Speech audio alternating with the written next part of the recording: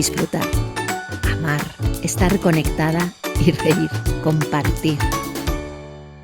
Quería presentarme antes de entrar en el meollo de esta charla, de esta propuesta, y decirte que mi nombre es María Talavera, y que desde siempre he tenido pues una curiosidad por saber de qué va esto, de qué va esto de la vida, qué sentido tiene la vida, o si le puedo dar yo un sentido a la vida, ¿no? Y quién soy, quiénes somos, todas estas cuestiones que supongo que si estás por ahí tú también te las has hecho.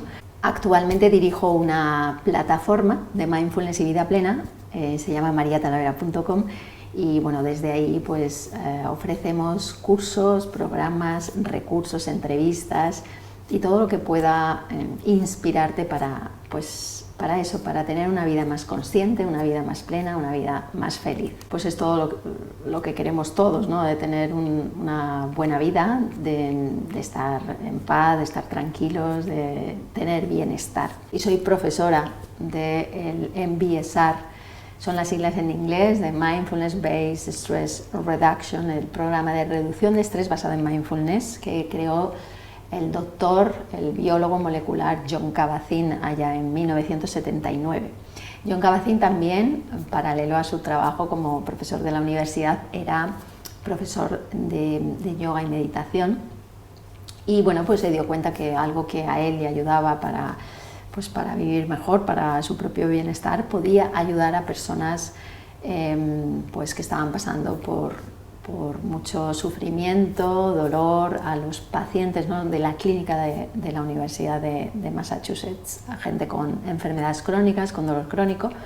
Así que habló con una serie de colegas y acordó con el director de atención primaria, con el director de la clínica de ortopedia y el director de la clínica del dolor, que a esos pacientes que parecía que la medicina convencional, los tratamientos y las cirugías no habían mejorado para nada el estado de salud ni la condición de estas personas, les pidió que se los derivaran a él, y como un complemento, ¿no? A ver cómo podía ayudar esto que le ayudaba a él, ¿no? A vivir la vida con mayor plenitud, y a pesar de las circunstancias. Este es además el libro que te recomiendo muchísimo, es Vivir con plenitud las crisis. Aquí habla de todo este programa, el programa de reducción de estrés basado en mindfulness.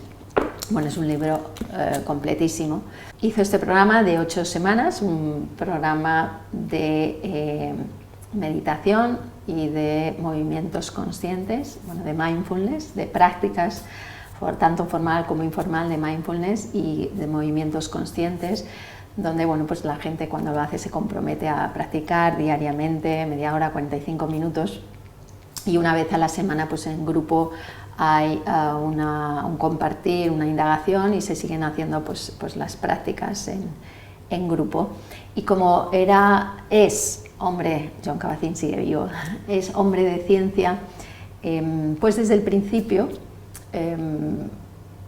quiso comprobar realmente, dándole validez científica a este programa, y hizo varios estudios, se tomaban diferentes variables, test psicológico y parámetros como la presión arterial o el cortisol, la hormona del estrés. Entonces les hacían análisis antes y después de este protocolo de 8 semanas, y veía realmente que descendía el nivel de cortisol, que también bajaba la presión arterial, y veía que había mejorías, ¿no? Porque era un programa orientado a que la gente pudiera aprender a cuidar mejor de sí mismas, ¿no? Un programa psicoeducativo.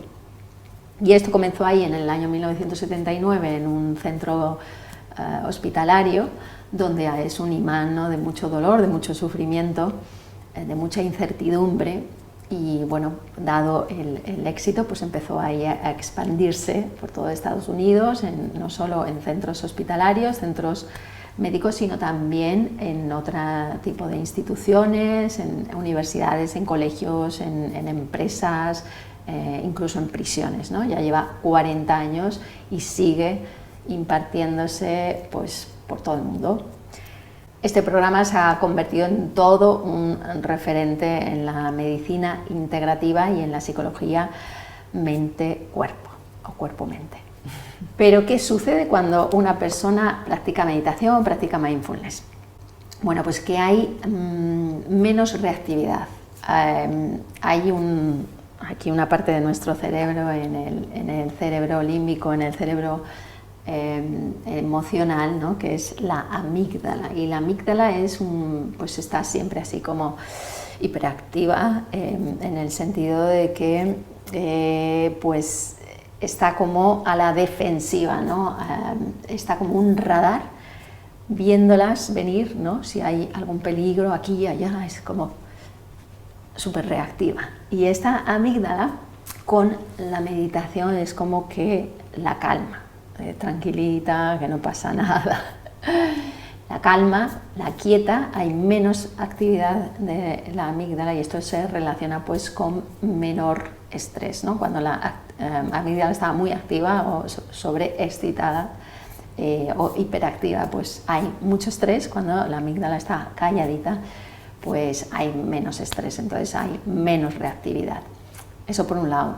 Por otro lado, pues la práctica de meditación lo que hace va a regular nuestras emociones, ¿no? Tenemos mayor autocontrol emocional y bueno, pues a nivel cognitivo pues tenemos más capacidad de atención, más capacidad de concentración. Todo esto pues hace en general que pues tengamos mayor bienestar. Pero ¿de dónde viene mindfulness? No es algo que esté de moda, aunque cada vez se conoce más en Occidente, y como cada vez se habla más, pues igual se piensa que es algo así como una moda pasajera, pero realmente el mindfulness tiene aproximadamente 2600 años y fue en el reino de Sakya, lo que es la actual Nepal, pues había un príncipe heredero, Siddhartha Gautama, que quiso conocer cuál era el origen del sufrimiento humano y si había algún camino, si había algún antídoto, había algo que aliviara este sufrimiento. Así que inició pues como un científico un camino de exploración interna. Estuvo durante muchos años, 12, 13 años creo, con diferentes sabios, diferentes ascetas y él practicando diariamente de forma muy intensiva la meditación. Se hizo un gran experto meditador y bueno, pues hasta que sus propios experimentos internos y de contemplación de la mente y la indagación de la mente pues le llevó a la iluminación, ¿no?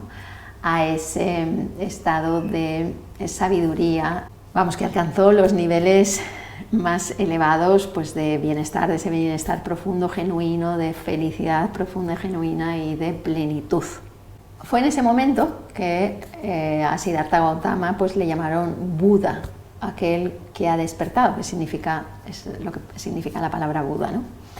Y Buda se dio cuenta que había algo en la mente del ser humano pues, que hacía que nos veíamos a nosotros mismos, que veíamos a los demás y veíamos el mundo de una manera como distorsionada, ¿no? Que teníamos ahí unos velos, unos filtros que no nos dejaban ver realmente la realidad, que no nos dejan ver la realidad. Así que en sus primeras enseñanzas, ¿no? Cuando tiene esta experiencia del despertar, su primera enseñanza es de las 4 verdades, ¿no? De que que existe el sufrimiento, hay un origen, hay causas, unas causas del sufrimiento y hay un camino para liberarse del sufrimiento y la propuesta de este camino, ¿no? Que es el camino del Dharma, el octuple sendero. Y en este camino, pues dentro de esas propuestas que tienen que ver pues con la conducta ética, con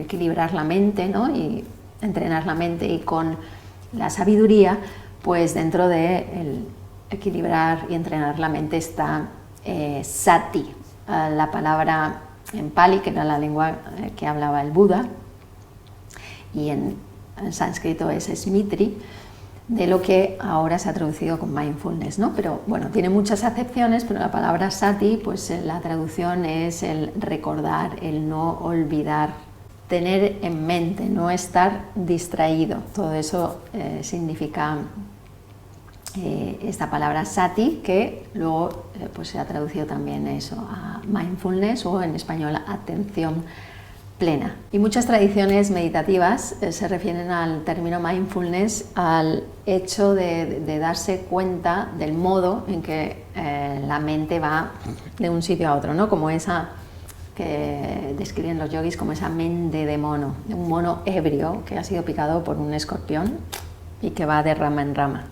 Así es nuestra mente. Y realmente una de las personas, que ya he hablado de ella, que más ha contribuido a difundir mindfulness en Occidente, pues es Jon Kabat-Zinn. Y bueno, pues hay le da muchas definiciones. Mindfulness además es difícil definir, es como, define qué es el amor, define qué es la belleza. Pues hay libros y tratados. Pues lo mismo ocurre también con mindfulness, pero bueno, una de las definiciones así más extendidas de Jon Kabat-Zinn es que mindfulness es la conciencia que surge al prestar atención de manera deliberada, intencionadamente al momento presente y sin juzgar al despliegue de la experiencia. Y este sin juzgar, que a lo mejor en español pues tiene como unas connotaciones así de moralina, a lo mejor, se refiere más a con discernimiento, más que sin juzgar es con discernimiento. Porque al final los juicios también son un pensamiento, pues una creencia, como una creencia, un pensamiento pues también es un juicio que igual te agarras a él, te lo crees y se ha solidificado, ¿no? Te has identificado con ese juicio. Entonces es más bien ese discernimiento, ¿no? De cuáles son pensamientos que pueden ser positivos, que pueden pues, proporcionar de bienestar, y cuáles son negativos y no te proporcionan pues ningún bienestar, ¿no? Y entonces es ese discernimiento entre lo que es bueno para ti y lo que es malo para ti, ¿no? Y entonces es bueno el no quedarte atrapado en ese enjuiciamiento, ¿no? de esta experiencia, no me gusta, me desagrada, tal, y tiene que ver también con lo que te produce el que algo no te guste y pues tener esa reacción, esa reactividad, ¿no? De enseguida pues huir de lo que no queremos y apegarnos a lo que sí queremos. Entonces, aunque se le considera mindfulness como el corazón de la meditación budista, pues realmente no tiene nada que ver con convertirnos en budistas. Yo no soy budista. Cualquiera puede entrenar esta capacidad que tenemos todos. De hecho, pues los niños lo tienen. No hay nada como ver, ¿no?, a un niño pequeño de 3 años, 4 años jugando con sus cositas ahí, cómo está entregado a lo que está haciendo ahí en el momento presente, no está pensando si después va a ir a mamá a pedirle una galleta o recordando que su hermanito le pegó una bofetada el día anterior, ¿no? El niño está ahí embuido y totalmente presente en su juego, ¿no? Y bueno, pues los atletas, los grandes atletas, pues imagínate un Rafa Nadal, un tenista, ¿no?, de élite, pues si no está ahí concentrado en lo que tiene que estar, pues mal le va a ir, ¿no? Como a lo mejor un cirujano haciendo una cirugía muy delicada. Entonces el mindfulness pues es algo que tenemos dentro, pero que estamos más habituados a ese piloto automático. Entonces en mindfulness se observan pues los pensamientos y las emociones como eventos que vienen y se van, ¿no? Imagínate como sentado en la orilla de un río y estás ahí atento al río, viendo todo como el río pues baja con sus hojas, con sus tronquitos, pero no te metes ahí dentro del río te conviertes en tronco o en hoja. Estás observando, ¿no? Como si observaras una película, sin dejarte atrapar por la emoción, sin dejarte atrapar por el pensamiento. Entonces, cualquiera puede hacer esto. Se trata de un entrenamiento, un cultivo para equilibrar la mente, para pues tener mayor paz y equilibrio mental, ¿no? Mindfulness puede ser también la llave para conocer la naturaleza de la mente. Y conociendo la mente, quizás uno puede transformarla y liberarla pues, de sus automatismos, de sus reacciones, de sus condicionamientos. Pero ¿cómo observamos nuestra mente si no es con la propia mente, ¿no? No los aparatos, los escáneres, los electrodos que nos pueden poner. Estos pueden pues, captar un campo electromagnético, pueden captar, ¿no? la electricidad de este campo, pero realmente pues, el único modo de conocer la naturaleza de la mente es tu propia mente. Y este pues, es un camino para conocer la realidad tal como es y no como creemos que es. Y la realidad, bueno, pues según el budismo, es que es la paz y que trasciende pues todo tipo de sufrimiento, y es una paz, eso sí que es inmutable, estable y eterna. Quería hablar también de Alan Wallace. Alan Wallace es pues un erudito licenciado en física y también en filosofía de la ciencia, y está doctorado en estudios religiosos en la Universidad de Stanford. Fue monje budista durante muchos años, es conferenciante, escritor, autor de libros maravillosos, Alan Wallace. Y asistí una vez a una conferencia donde él fue traductor del Dalai Lama también durante mucho tiempo, y en una conferencia, una charla que daba el Dalai Lama, que le tocó a él ser traductor, pues alguien del público le preguntó a su santidad, ¿cuál cree que es la motivación primordial, que es lo más profundo que mueve al ser humano? ¿Cuál es su motivación, ¿no? Si es el deseo de sobrevivir, es la supervivencia. A lo que el Dalai Lama respondió: el ser humano básicamente se preocupa del sufrimiento porque no lo quiere, no quiere sufrir, y se preocupa de la felicidad porque la quiere y no quiere perderla. En realidad, pues es como la misma fuerza en sentidos contrarios, ¿no? Cuando hablaba de esta felicidad, pues claro, el ser humano se preocupa de una felicidad hedónica que tiene que ver pues con los placeres, ¿no? Con, no sé, conseguir un estatus social, el éxito, la casa, el coche, todo que tiene que ver más con los placeres y con las cosas externas, ¿no? De lo que cojo del mundo. Y todo esto pues es una fuente realmente de sufrimiento, porque todo esto es mutable, todo esto es cambiante,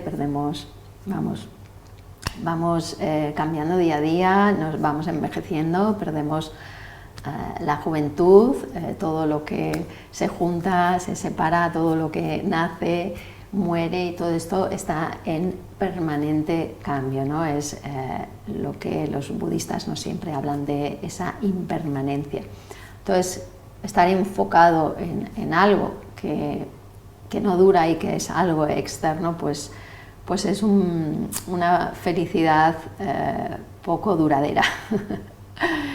Y luego, pues por otro lado, pues esa aversión y ese rechazo a las cosas desagradables, no queremos que nos pasen cosas desagradables, pero tampoco porque no sabemos realmente las causas verdaderas del sufrimiento, ni las causas, o de la ansiedad, de la angustia, del estrés, ni las causas verdaderas y profundas de la felicidad. Y además es que se piensa, ¿no?, que si las circunstancias cambiasen, pues quizás podríamos ser más felices, ¿no? Que si tuviéramos este trabajo, sería más feliz. Si tuviera una casita más grande, sería más feliz. Si no tuviese esa enfermedad, sería más feliz. Si pudiera casarme con esa persona, sería más feliz. Si estuviese más delgada, sería más feliz. Bueno, en fin, que parece que la satisfacción o la felicidad tiene que ver con las circunstancias, ¿no? Que tiene que ver con que todo se ajuste a lo que uno quiere. Y claro, esto es interminable, ¿no? Pero estamos en una sociedad donde este paradigma de consumismo y de, como de siempre esa ansiedad por conseguir, ¿no?, de manera intensa la satisfacción inmediata. Nos duele la cabeza, pum, una pastilla para que no nos duela. Claro, este paradigma pues, nos ha llevado al panorama que tenemos, ¿no?, de esta destrucción de nuestra propia casa, de nuestro planeta Tierra, del medio ambiente, la calidad del aire, del agua, de generar ese consumismo, ¿no?, de generar y generar y generar y generar, que pues pensando que todo es ilimitado y que, que queremos nuestro placer, nuestro bienestar, ese bienestar superficial que, como digo, no va a durar, es momentáneo, siempre va a llegar algo que vamos a dejar de tener eso que nos hacía felices en un término, y siempre es como esa carrera, ¿no?, también de comparación, que si yo tengo esto y el otro tiene lo otro, pues yo quiero eso, pero una vez que consigo esto, pues hay otra persona que tiene esto, pues yo voy también a conseguir eso, ¿no? Es inagotable esto. Y además eso, el querer que las cosas sean de una determinada manera, de como nosotros queremos que sea, y no aceptar en un momento que las cosas son como son, pues acarrea también mucho sufrimiento. Y el sufrimiento, pues entendido pues como esa angustia, ansiedad, estrés, insatisfacción, intranquilidad, descontento, ¿no? Bueno, ahí cabe todo eso en ese sufrimiento. A lo mejor es una palabra así como, ¡guau!, sufrimiento, yo no sufro. Pero si miras así un poquito igual esa especie de incompletitud, de vacío, de insatisfacción, de intranquilidad.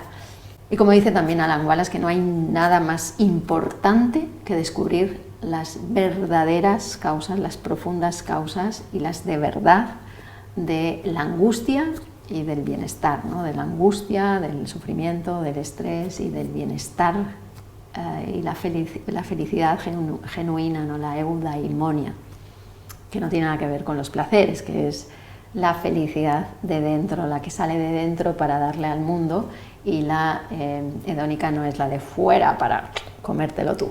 ¿Y cuáles son esas causas verdaderas del bienestar genuino, del bienestar, de la felicidad eudaimónica?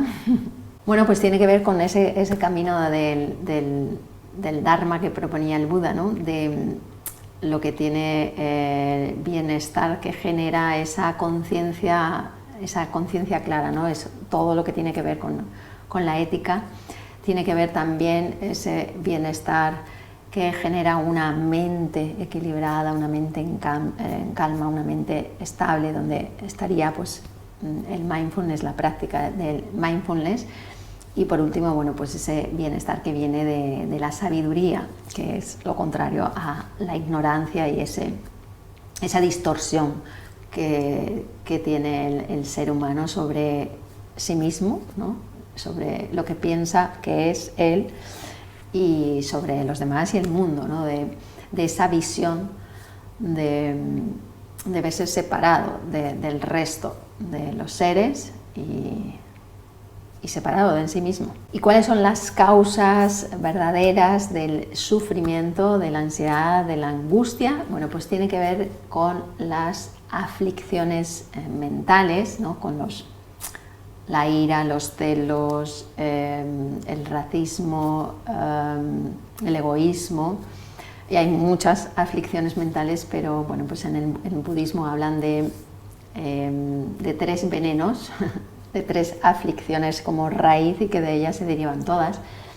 La primera pues es el ansia y el apego, ¿no? Ese quiero esto, quiero esto, quiero esto, quiero este trabajo, y cuando lo consigo, ¿no? Apegarme a ello y no querer perderlo, no soltarlo, ese aferramiento, ¿no?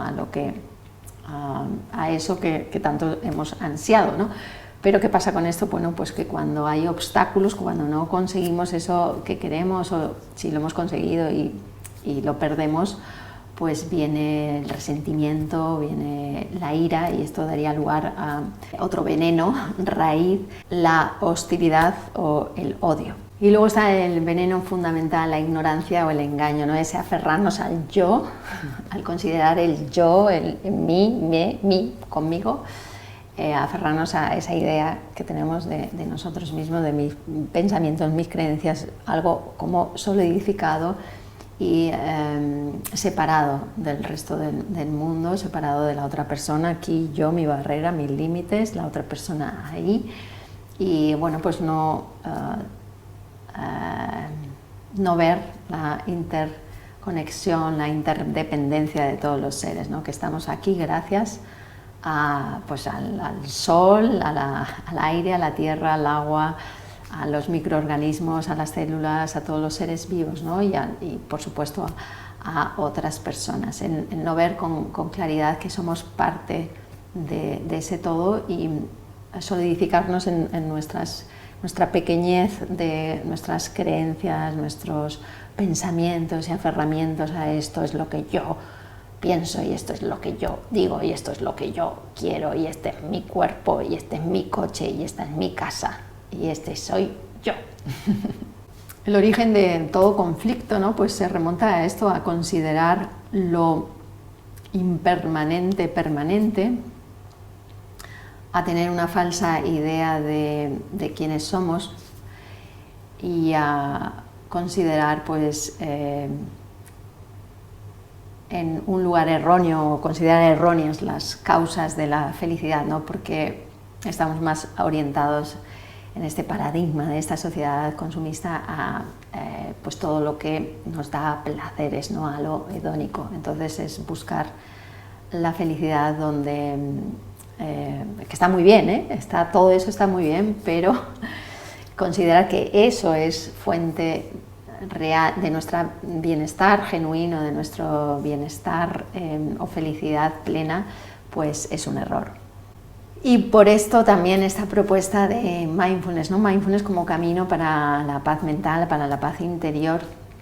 Y es que, bueno, pues como dicen los maestros, cuando tenemos una mente clara, cuando tenemos una mente equilibrada, una mente estabilizada, pues podemos captar todas estas aflicciones, ¿no? Que nos enturbian la mente y nos hacen pues desconectar de esa realidad verdadera y permanente que es esa paz, esa felicidad genuina, ¿no? Buda dice, prestar atención a la respiración sofoca todos esos estados mentales aflictivos justo en el momento que aparecen. Y bueno, pues esto es cultivar esa paz interna desde dentro para poder ofrecerla al mundo. Y pues la guerra empieza en uno, pues la paz también tiene que empezar en uno mismo, ¿no? Y si todos cultiváramos pues esta paz mental, ¿no sería este mundo mucho más pacífico? Yo creo que sí. Bueno, espero que algo de lo que he dicho aquí pues te haya servido para algo o te haya inspirado para seguir profundizando, para seguir indagando. Gracias. Te invito a que pases a mi espacio y veas la formación de mindfulness que ofrezco y los retiros y cursos que he diseñado para cuidarnos y hacer turismo interior. Ojalá encuentres dentro la inspiración que buscas.